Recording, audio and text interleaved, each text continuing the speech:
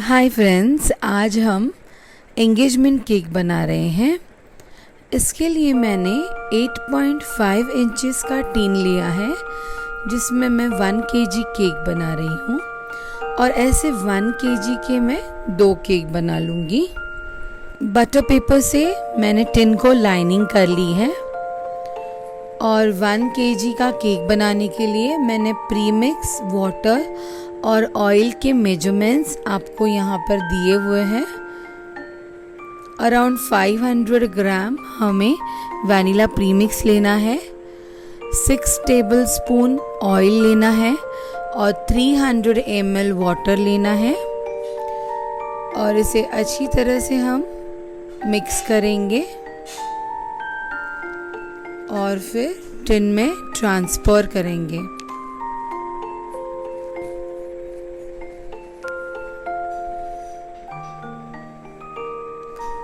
ऐसे हमें flowy consistency चाहिए।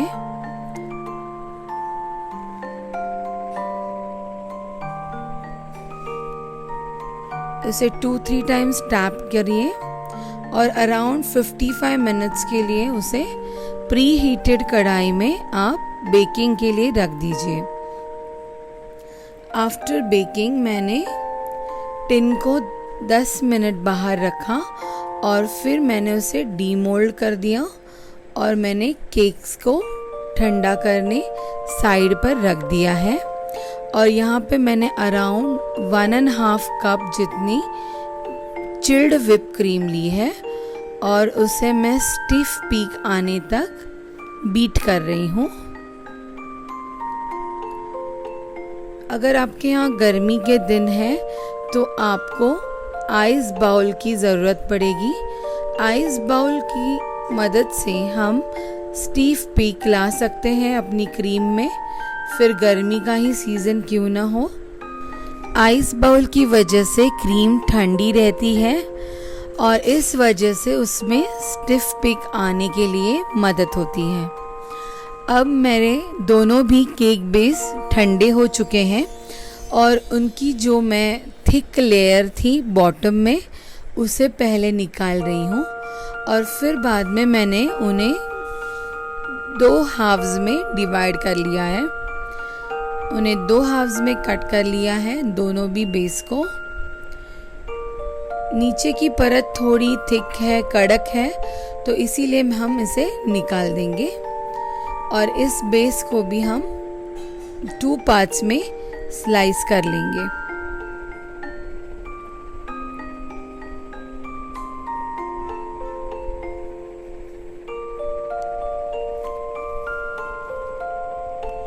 मैंने यहाँ पे 2 केजी का बोर्ड लिया है और फर्स्ट मैं केक लेयर को पहले वाटर से सोक कर लूँगी। आपको शुगर सिरप से करना है फिर भी आप शुगर सिरप से भी सोक कर सकते हो या फिर प्लेन वाटर से भी आप कर सकते हो। यहाँ पे मैंने कुल्फ़ी फालूदा सिरप लिया है, उसे स्ट्रेन कर लिया है क्योंकि मेरे कस्टमर को उसके अंदर जो सब्जा के बी होते हैं वो उन्हें नहीं चाहिए, इसीलिए मैंने उसे स्ट्रेन कर लिया है। यहाँ पे एक मैंने सीक्रेट इंग्रेडिएंट यूज़ किया है, ये नेस्ले का मिल्क मेड है जिसे मैंने यहाँ पे ऑलरेडी केक पे स्प्रेड किया। अब मैं उस पे मेरे क्रीम की लेयर दूंगी जो मैंने ऑलरेडी बनाई आपके सामने। इस क्रीम की लेयर देने के बाद मैं थोड़ा सा सिरप इसके ऊपर स्प्रेड करूंगी।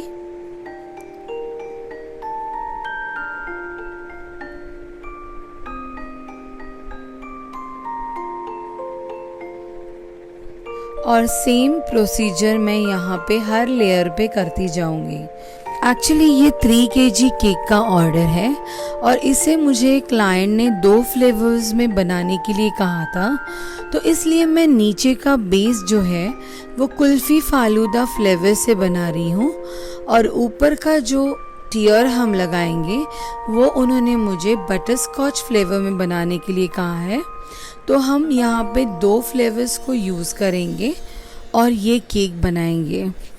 बहुत बार ऐसे होता है कि गर्मियों की सीज़न में टॉल केक्स का डैमेज होना या फिर उनका गिरना या फिर उनका फिसलना इट्स कॉमन, और लोग इसीलिए डरते हैं टॉल केक्स को बनाने के लिए। पर यहाँ पर मैंने बहुत सारे ट्रिक्स एंड टिप्स दिए हैं कि जिस वजह से आपका केक एक जगह पर सिक्योर हो जाए और वो बिल्कुल भी ना हिले, और आप अगर उसकी हाइट जितनी भी चाहिए उतनी बढ़ाएं, मगर आपकी केक को बिल्कुल भी डैमेज नहीं होगा। मैंने यहाँ पे कुछ डॉवल्स को यूज़ किया है, पर उन डॉवल्स को अगर आप यूज़ करते हो तो आपकी केक डैमेज होने का कोई सवाल ही नहीं आएगा, क्योंकि प्लास्टिक के ये जो डॉवल्स हैं वो थिक हैं, और थिक होने की वजह से वो वॉबल नहीं होते या फिर हिलते नहीं हैं, इसीलिए हमारी केक को वो प्रोटेक्ट कर सकते हैं। और इस तरह से अगर आप केक बनाएंगे तो आप कितनी भी टॉल केक बनाओ, आपकी केक कभी भी गिरेगी नहीं, और वो अच्छी तरह से एक दूसरे के ऊपर स्टैक हो जाएगी।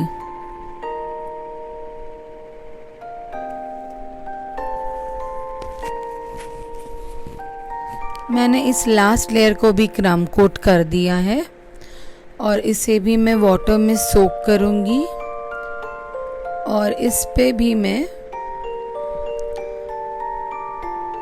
मिल्क मेड स्प्रेड करूँगी।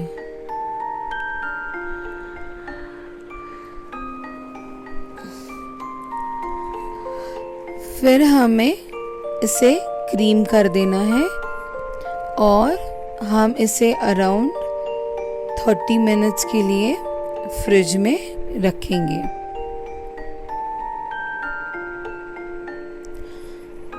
क्रम कोटिंग के वक्त आपको ज़्यादा फिनिशिंग देने की ज़रूरत नहीं होती, क्योंकि हम 30 मिनट्स के बाद जब इसे निकालेंगे तो हमें इस पे सेकेंड लेयर क्रीम की देनी है।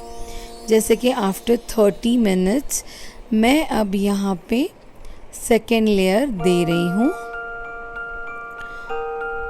इस लेयर को देने के बाद फिनिशिंग देना बहुत ज़रूरी है, और आज की केक में हम केक को टेक्सचर देने वाले हैं, इसलिए इस केक के लिए फिनिशिंग इतनी भी ज़रूरी नहीं है। और मैं अब आपको पैलेट नाइफ से किस तरह से इसे लेवल अप करना दिखा रही हूँ, और फिर हम पैलेट नाइफ से ही इसे टेक्सचर देंगे। बस आप एंड तक वीडियो देखते रहिए तो आपको इसकी सारी इंफॉर्मेशन मिल जाएगी, इसके सारे मेथड्स, टिप्स एंड ट्रिक्स आपको समझ में आएंगे, और आप ये खूबसूरत केक घर पर खुद बना सकते हो। यहाँ पे मैंने स्क्रैपर लिया है, और स्क्रैपर से मैं इसको फिनिशिंग दे रही हूँ।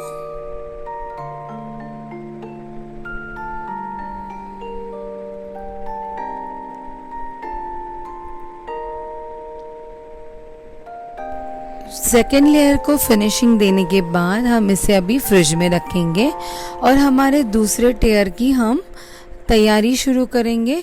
इसके लिए मैंने 5 इंच की टिन ली है, और उसमें 250 ग्राम्स मैंने वनीला प्रीमिक्स लिया है, 3 टेबलस्पून मैंने ऑयल लिया है, और अराउंड 150 ml मैंने वाटर लिया है, और इसको मैं मिक्स करके मेरे 5 इंच के टिन में ट्रांसफ़र कर रही हूँ, और इसे भी मैंने बटर पेपर से लाइन कर लिया था। और हम प्री हीटेड कढ़ाई में इसको 30 to 35 मिनट्स के लिए बेक करेंगे। देखिए मैंने यहाँ पे अब मेरी पहली वाली केक बाहर निकाली है, और जब तक दूसरी केक बनेगी तब तक हम इसे प्रिपेयर कर लेंगे। जैसे कि आप देख रहे हो, इस केक में मैंने बीच की जो सेंटर की जो पॉइंट है उसमें डावल नहीं डाला है, और उसके अराउंड मैंने 4 डावल्स को फिक्स किया है या फिर प्लेस किया है, पर सेंटर में मैंने नहीं डाला है डावल को, क्योंकि इसके ऊपर जो टियर आएगा उसके अंदर मैं बड़ा वाला डावल डालूंगी ताकि वो दोनों केक को अच्छी तरह से स्टैक कर पाए, होल्ड कर पाए और हमारी केक खराब नहीं हो। अब मैं हमारी केक के लिए लेस बना रही हूँ फॉन्डेंट की। यहाँ पे मैंने फ्लोरल मोल्ड्स लिया है। हमें फॉन्डेंट को थिक ही रोल करना है और मैंने यहाँ पे 4-4 सेंटीमीटर्स के स्ट्रिप्स बनाए हैं। इन स्ट्रिप्स को अब हम हमारी लेस की मोल्ड पर रख के उसे रोलिंग पिन से और एक बार रोल करेंगे। मैं इन्हें इवन कर रही हूँ ताकि मुझे इसकी लेस बनानी है। देखिए मैं किस तरह से इसे मेरी लेस मोल्ड पर रोल कर रही हूँ ताकि वो सारा पैटर्न मेरी फॉन्डेंट में अच्छी तरह से आ जाए। यहाँ पर मैं कॉर्नफ्लावर का यूज़ कर रही हूँ ताकि फॉन्डेंट कहीं चिपके नहीं, क्योंकि अभी एटमॉस्फेयर में ह्यूमिडिटी बहुत है, इसलिए हमें कॉर्नफ्लावर का यूज़ करना चाहिए तो हमारी फॉन्डेंट चिपचिपी नहीं होती है। और फॉन्डेंट का जब भी आप काम करो तो आइदर आप एसी में करो या फिर ठंडी टाइम पे, यानी कि जैसे मॉर्निंग का टाइम है या फिर शाम का वक्त है, तभी आपको ये काम करना चाहिए। अब हमारी दूसरी केक भी रेडी हो गई है। इसे भी मैंने 10 मिनट के लिए बाहर निकाल कर रखा और अभी इसे मैंने डीमोल्ड कर दिया है। अब ये थोड़ी ठंडी होने के बाद मैं इसका ऊपर का लेयर कट करूँगी और इसे 3 लेयर्स में कट कर लूँगी।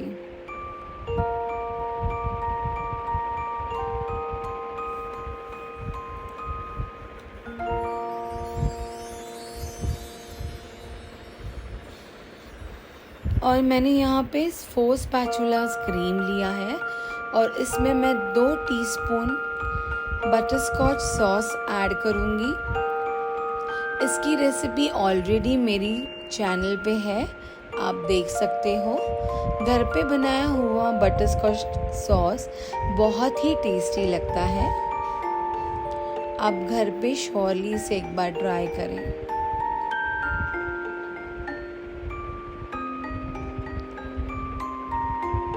जिस तरह से हमने फर्स्ट केक को बनाया उसी तरह से हमें यहाँ पे भी पहले केक को सोक करना है।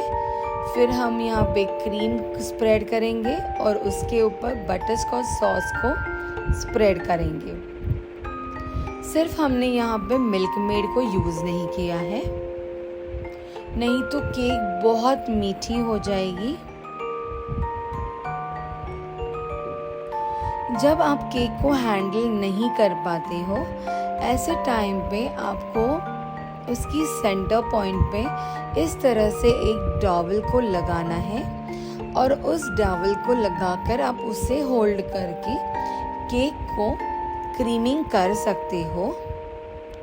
और एक बार क्रीम सब जगह लग गई, फिर आपकी केक नहीं हिलेगी और आप इस पर स्मूथली काम कर पाओगे। तो तब उस पॉइंट पर आप डॉवल निकाल कर साइड पर रख सकते हो। और जैसे मैंने फर्स्ट केक को क्रीम किया था उसी तरह से मैं इस केक को भी क्रीम कर रही हूँ और उसके ऊपर बटरस्कॉच सॉस लगा रही हूँ।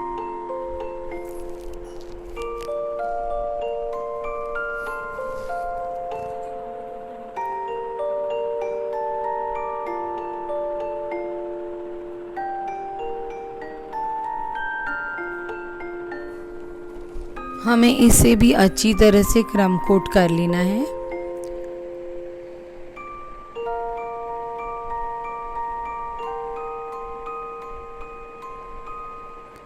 हम इसे भी क्रम कोट करके फ्रिज में अराउंड 20 to 30 मिनट्स के लिए रखेंगे।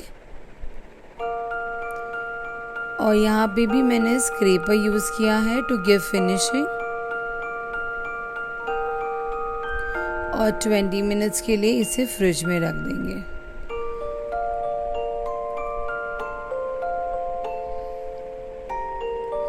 अब मैंने जितने भी पैटर्न्स बनाए थे उन्हें मैं एक साइज़ में कट कर रही हूँ, क्योंकि जैसे आपने देखा कि मैंने 4-4 सेंटीमीटर्स के वो लेस के स्ट्रिप्स बनाए तो थे, पर जब मैंने उसे रोल किया मोल्ड्स पे तो ऑब्वियसली उसकी साइज़ थोड़ी बढ़ गई और अब हमें उसे इक्वल साइज़ में कट करना है। और इस तरह से ऐसे एक पैटर्न के स्ट्रिप्स बना के हमें उन्हें अलग रखना है। अभी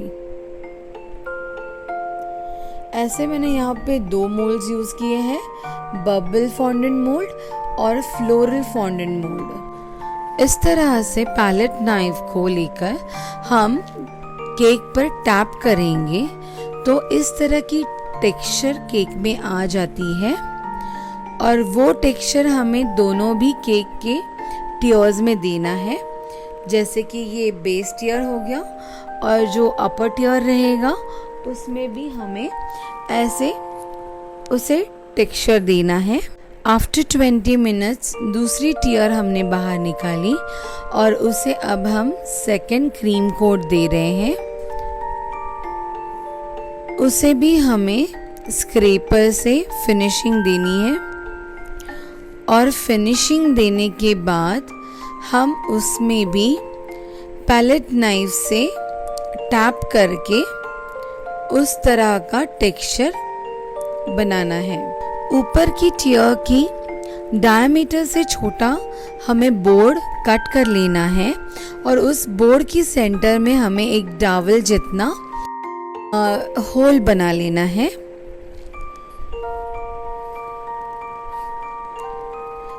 इसे फिनिशिंग देने के बाद हम इसे अभी पैलेट नाइफ पे उठाएंगे और हम इसे इस बोर्ड पर रखेंगे जिसके अंदर ऑलरेडी होल है। अब मैं इसे भी टेक्सचर दे रही हूँ।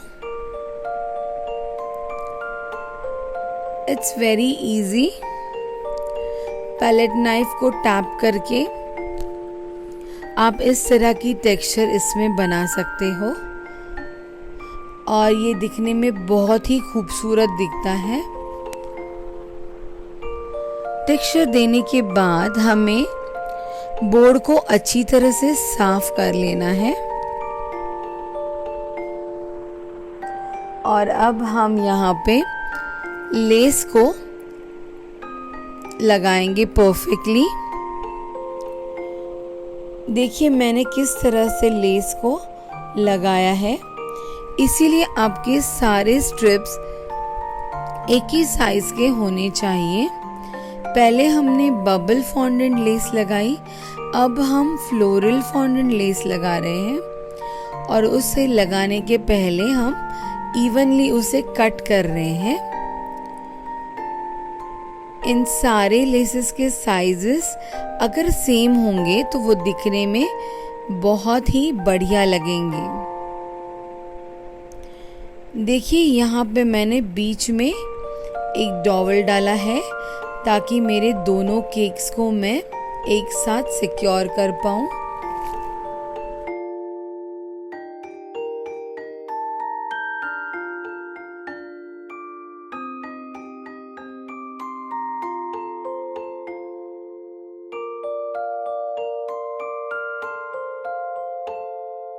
अब हम यहाँ पे एक पंप लेंगे और इसमें मैंने गोल्डन डस्ट डाली है और इस गोल्डन डस्ट को अब हम केक पर स्प्रे करेंगे इस पंप की हेल्प से।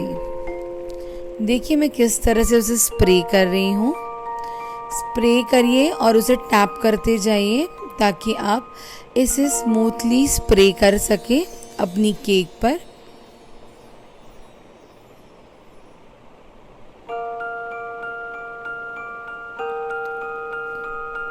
यहाँ पे मैंने रबिंग अल्कोहल और ग्लिटर को मिक्स किया और वो सिर्फ मैं लेस पे लगाऊंगी ताकि मुझे मेरी लेस को थोड़ा हाईलाइट करना था। इस वजह से मेरी लेस बहुत अट्रैक्टिव लगेगी। अब मैं यहाँ पे नेम टैग्स को प्लेस कर रही हूँ।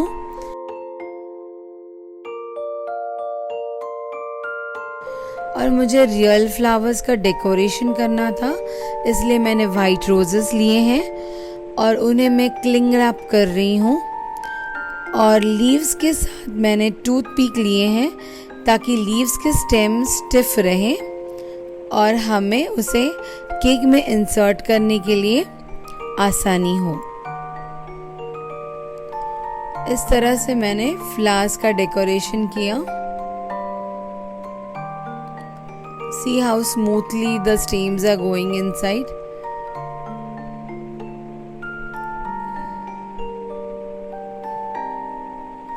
अब मैंने इन पर कटआउट्स लगाए and our cake is ready. Please like, share and subscribe friends. Press bell icon to get notifications of my upcoming recipe videos.